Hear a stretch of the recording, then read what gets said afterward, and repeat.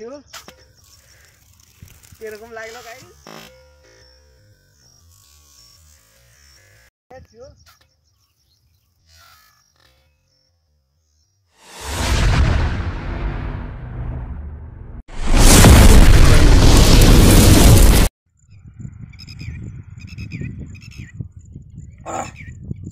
आज ही बनाओ यार आज की रॉकेट देखे लिए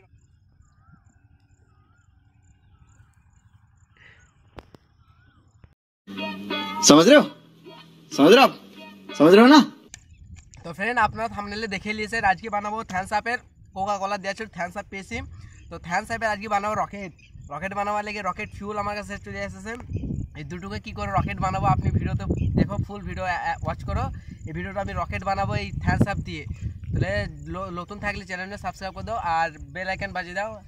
सब्सक्राइब करो पहले, हाँ जल्दी करो। मुझे पता है कि आप लोग नहीं करते, वीडियो देखते हो लेकिन सब्सक्राइब नहीं करते।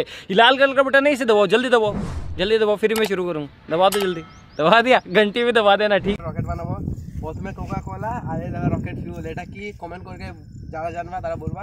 এটা চলো আজকে রকেট বানাবার চেষ্টা করি।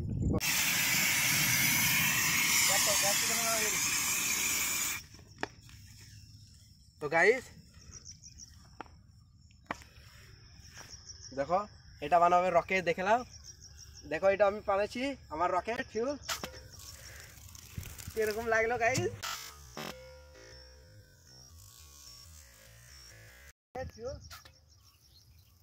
কিরকম লাগলো লাল মুখে